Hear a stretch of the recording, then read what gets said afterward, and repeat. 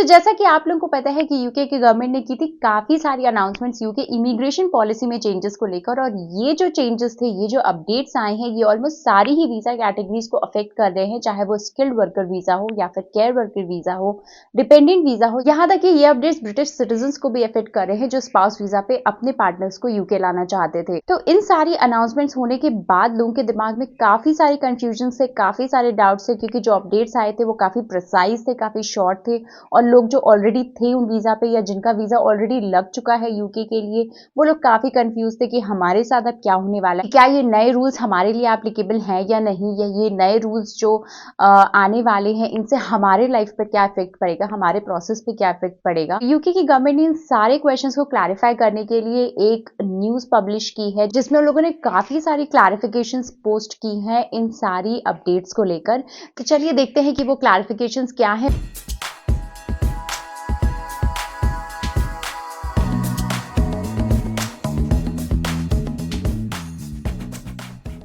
Hello and welcome back to my channel Indian couple in England. मैं हूं ट्विंकल और मैं वीडियोस बनाती हूं यूके इमिग्रेशन, यूके वीजा और यूके लाइफस्टाइल रिलेटेड। तो अगर आप इन सब टॉपिक्स में इंटरेस्टेड है तो हमारे चैनल को सब्सक्राइब करना मत भूलिएगा। तो दिसंबर की स्टार्टिंग में ही यूके की गवर्नमेंट ने पब्लिश किए थे कुछ मेजर अपडेट्स। ये अपडेट्स क्या था मैं इनको शॉर्ट में आपको बता देती हूँ। तो सबसे पहला अपडेट ये था कि अगर आप केयर वर्कर वीजा पे यूके आना चाहते हो तो आप अपने डिपेंडेंट्स को नहीं ला सकते हो अपने साथ, और इसके साथ ही साथ जो एम्प्लॉयमेंट होगा केयर वर्कर्स के लिए वो अब सेंट्रलाइज्ड हो जाएगा सीक्यूसी से। तो केयर वर्कर्स की सारी हायरिंग का प्रोसेस रेगुलेट करेगी सीक्यूसी, और उसके बाहर कोई भी एजेंसी केयर वर्कर्स को हायर नहीं कर सकती है। तो दूसरा जो अपडेट था वो था स्किल्ड वर्कर वीजा के लिए, कि अब आपकी जो मिनिमम सैलरी थ्रेशोल्ड थी वो 26,200 से बढ़ाकर कर दी गई थी 38,700,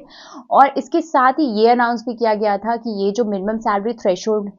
इंक्रीज किया गया है ये सिर्फ स्किल्ड वर्कर वीजा के लिए है, ये केयर वर्कर्स वीजा वालों के लिए एप्लीकेबल नहीं होगा। नेक्स्ट जो अपडेट था वो था फैमिली वीजा के लिए। तो अब जो मिनिमम सैलरी रिक्वायरमेंट थी इस वीजा कैटेगरी के लिए वो भी 18,600 से बढ़ाकर कर दी गई थी 38,700, बट उसके बाद ही यूके की गवर्नमेंट ने ये भी अनाउंस किया कि इसको हम एक साथ इंक्रीज नहीं करने वाले हैं। तो सबसे पहला जो फेज इंप्लीमेंट होगा वो स्प्रिंग 2024 से इंप्लीमेंट होगा, और उसमें जो सैलरी रिक्वायरमेंट होगी फैमिली वीजा के लिए वो होगी 29,000। उसके बाद ही इंक्रीमेंटल मोड पे बढ़ाते बढ़ाते उसको धीरे धीरे 38,700 पर ले आएंगे। तो ये सारे अपडेट्स आने के बाद लोगों के दिमाग में बहुत सारे डाउट्स थे, बहुत सारे कंफ्यूजन थे कि ये सारे जो अपडेट्स आए हैं, क्योंकि ऑलरेडी बहुत लोगों का वीजा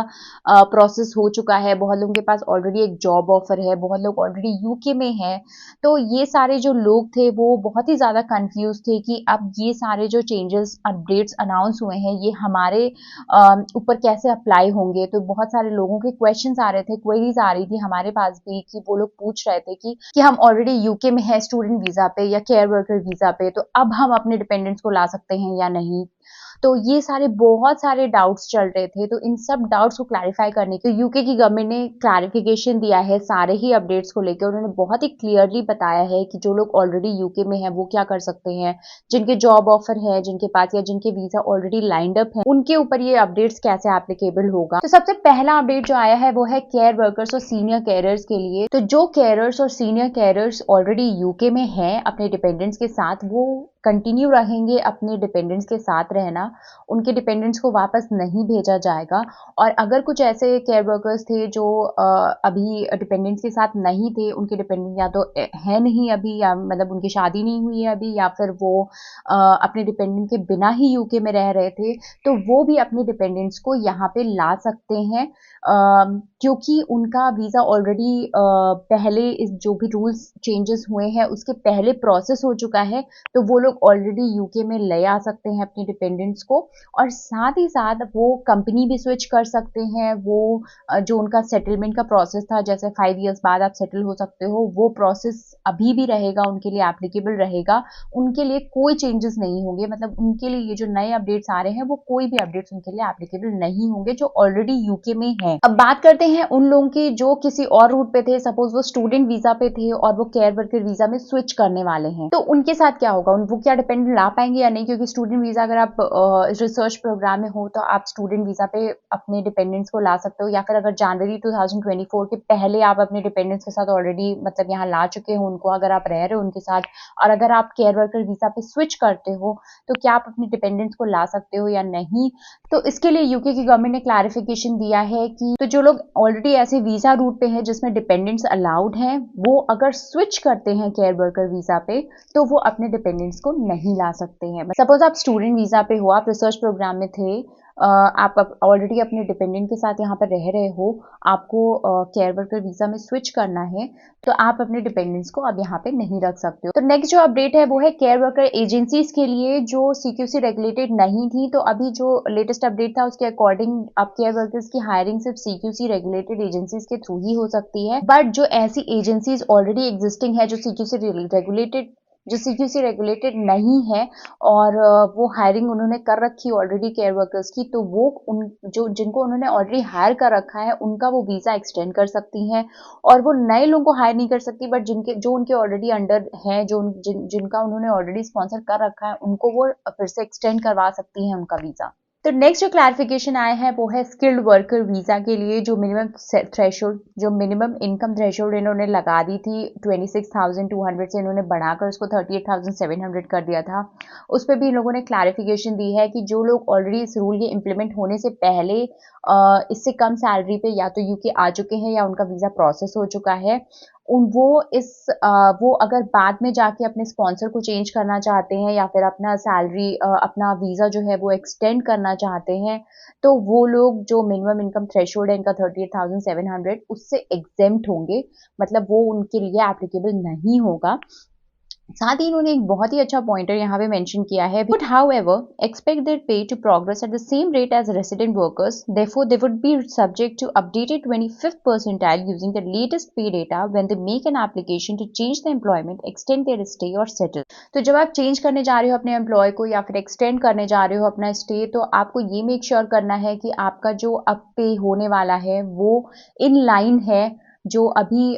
जो करंट रेसिडेंट्स का यहाँ पे चल रहा है उसके साथ इन लाइन है कि नहीं। तो नेक्स्ट जो क्लैरिफिकेशन है वो है शॉर्टेज ऑक्यूपेशन लिस्ट को लेके। तो शॉर्टेज ऑक्यूपेशन लिस्ट रीनेम होने वाली है टू इमिग्रेशन सैलरी लिस्ट, और अभी मैक इसको रिव्यू कर रहा है कि जो भी शॉर्टेज ऑक्यूपेशन लिस्ट में जितने भी ऑक्यूपेशन थे वो क्या एलिजिबल हैं इमिग्रेशन सैलरी लिस्ट के लिए। नहीं, बहुत सारे ऐसे ऑक्यूपेशन होंगे जिनको हटा दिया जाएगा, हो सकता है बहुत सारे ऑक्यूपेशन ऐसे हों जिनको इंक्लूड किया जाए। तो करेंटली इसका रिव्यू चल रहा है, और साथ ही साथ इसकी जो थ्रेशोल्ड सैलरी होगी हर एक ऑक्यूपेशन की वो भी इसमें पब्लिश की जाएगी। तो जब तक नई इमिग्रेशन लिस्ट नहीं आ जाती तब तक जो करंट शॉर्टेज ऑक्यूपेशन लिस्ट है वो ही रहेगी, उसमें ही जितने ऑक्यूपेशन है वो ही कंसिडर किए जाएंगे। तो अब अगर बात करें फैमिली वीज़ा की, तो जब तक ये नया रूल नहीं आ जाता मिनिमम इनकम थ्रेशोल्ड जो राइज की गई थी फैमिली वीज़ा के लिए, वो जब तक इम्प्लीमेंट नहीं हो जाती तब तक जो आपका करंट जो मिनिमम इनकम थ्रेशोल्ड थी विच इज़ ऑफ 18,600 वो ही रहने वाली है, उसमें कोई चेंज नहीं होने वाला है। तो अगर आप वीज़ा के लिए फैमिली वीज़ा के लिए अप्लाई कर रहे हो बिफोर स्प्रिंग 2024, तो आपके लिए जो रिक्वायरमेंट होगी इनकम की वो 18,600 पाउंड ही रहेगी। सेम चीज़ है फियांसी वीज़ा के लिए भी। तो अगर आप फियांसी वीज़ा पे आने वाले हो तो आप अगर स्प्रिंग 2024 जब ये प्लान इम्प्लीमेंट होने वाला है उसके पहले अगर आप अपना वीज़ा प्रोसेस कराते हो तो आपके लिए जो मिनिमम इनकम थ्रेशोल्ड है वो 18,600 पाउंड्स की ही रहेगी, उसमें कोई चेंज नहीं होगा। तो होपफुली आज के वीडियो से आप लोगों के काफ़ी सारे डाउट्स क्लियर हो गए होंगे, आप लोगों को काफ़ी सारे आपके क्वेश्चंस के आंसर मिल गए होंगे। अगर स्टिल आपको लगता है कि कुछ ऐसे क्वेश्चंस हैं जिनके आंसर आपको अभी भी लगता है चाहिए और आपके दिमाग में अभी भी डाउट है, तो आप हमें कमेंट करके पूछ सकते हैं। हम इंस्टाग्राम पे भी अवेलेबल हैं, आप वहाँ पे हमें डीएम कर सकते हो, आप वहाँ पे हमें डीएम करके अपने डाउट्स अपने क्वेश्चंस पूछ सकते हो। तो मिलते हैं नेक्स्ट वीडियो में, टिल देन बाय।